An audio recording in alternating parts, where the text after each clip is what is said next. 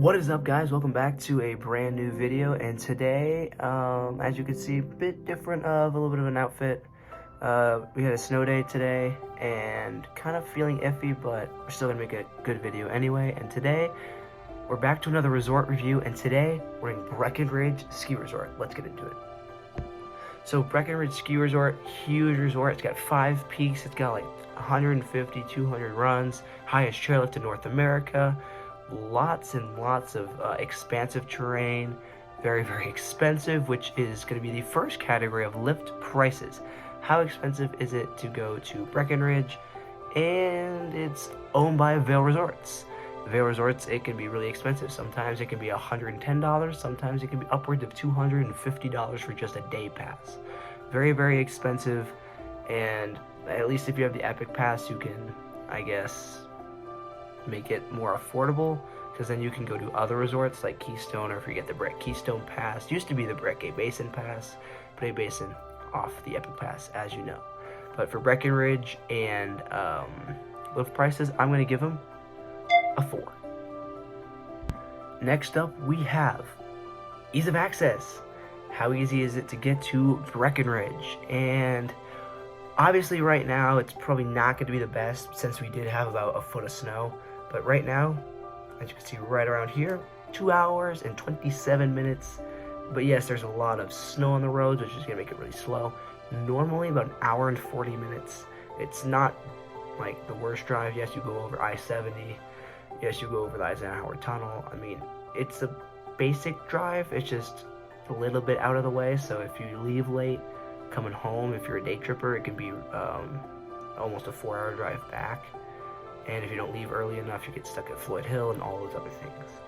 But their parking situation, not great. They only have like a couple free lots, and those are way away from the base. And you have to, like, once you park in like a free lot, you have to take either the or walk to the gondola, take that up to the base of the mountain, and then get on a chairlift to go ride. So it's like a 30-minute process, or you take the bus all the way up, and then you get on the to the base of the resort, and then take a chairlift up. So not great.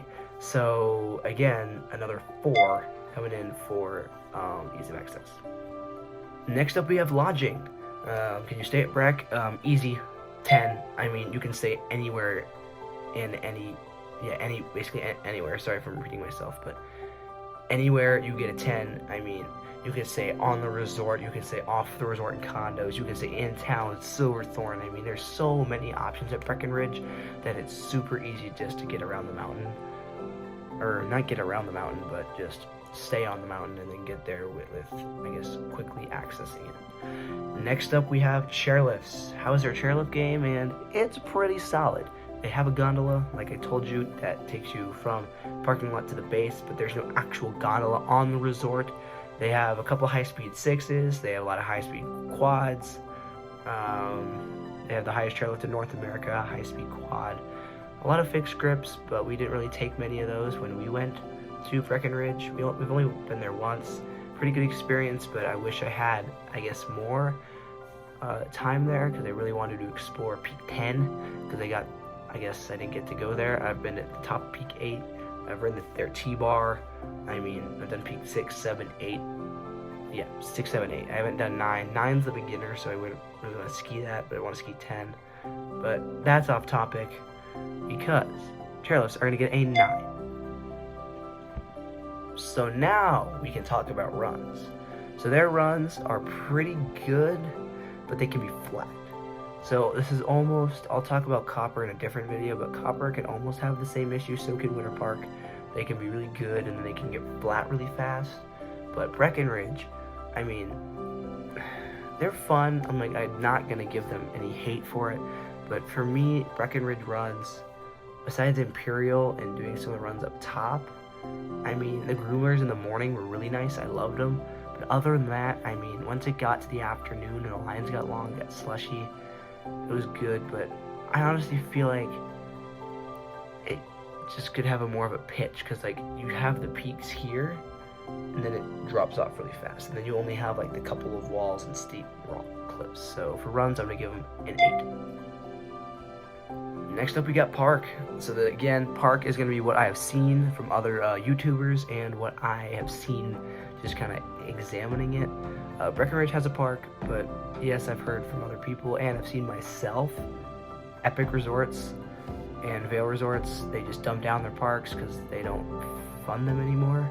So I don't ride parks, so I can't really give them too much slack, too much hate. It looks like they build really great jumps, have a good rail section, used to have a half pipe, but just because it's like beginner to expert level, I'll just give them an 8.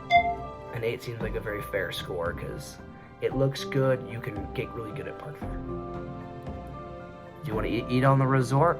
Oh, what about their food? And they have the best food in Colorado. Yes, obviously I'm going to give them a little bit lower score because on the resort, it's just almost your basic lodge food. Because obviously not during the day, you're going to go down for lunch and go sit at a bar. You're not going to do that. But because they have some of the best food and it's in Breckenridge and it's so close to the resort, I'm going to give it a 9 only because I think when we stayed there a couple of times, and like we've done A Basin trips, so we stayed in Breck, gone to A Basin. We've had some of their food and stayed in like their hotels and stuff, and their food is really, really good. Yes, it's pricey, but fantastic food. Their food at the resort was typical lodge food, but I'm gonna give it a 9. So next up we have snow conditions. So this is different for me.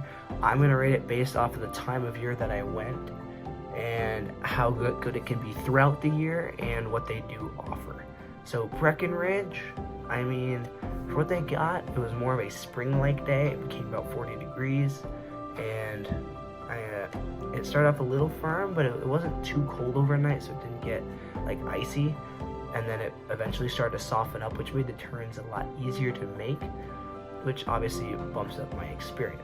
Breckenridge overall, they can either, well, I guess most of the time they're right in the middle of the storms because when they come over the front range or over the mountains, they get all of the snow. So a lot of the times they're going to be one of the higher end totals for snow. So just kind of what I guess I've seen and what I typically would like to see, I guess. I don't know. I'm going to give them a 7. It seems pretty fair. Next up we got employees.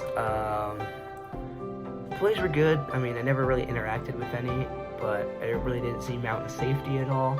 I'm like, I guess 5. I'm like average employees because I didn't really have a bad experience. So the last category, my personal experience and views. The views were okay. I mean, you're just looking along like the whole wall majority of the time. The only way you're going to get to see a new view is if you hike to the top of Peak 8 from Imperial, which is about 10 minutes. Then you get to see the backside of Copper, and that's when the views can be elevated to another level. But other than that, you look at the same thing almost the whole time. It's good Colorado views. You're not going to be disappointed. And then for my personal experience, I mean, I had a fun time. It was nice to go to Breck. I was excited. It became spring and slushy, so it became fun. We have to do Imperial. So for that, I'm going to give it an 8. So wrapping it all up, Breckenridge, very good resort. I loved it. It's basically for, honestly, more beginners. But if you do love your high alpine riding and a little bit of tree riding, this is the spot for you because Peak 10 is more tree, difficult riding. Peak 8 can be all types. Peak 9 is beginner. Peak 7 is more your intermediate. Peak 6 is also intermediate to advanced. So the total score that Breckenridge got was a 72. And that is our highest score yet. Obviously, we've only done 2 reviews, but 72 is a good score. Obviously, for a resort like this, it could be upwards of an 80, but I gave it a 72 based off of what I said. And I'm going to give it a 4.5 out of 5 stars. Very good, except it can be expensive, can be pricey, and the lines can be upwards of 30 minutes long. Didn't experience that. I experienced about a 10 to 15 minute wait at the base of Peak 6 and Peak 7. Peak 8 was about 10 minutes because of the afternoon, but up high, lines weren't long. The T-bar can be long. But other than that, Breckenridge is a really fun resort. Thank you guys for watching another resort review. Hopefully, I'll have more videos out soon. I'll see you guys in the next one. See ya.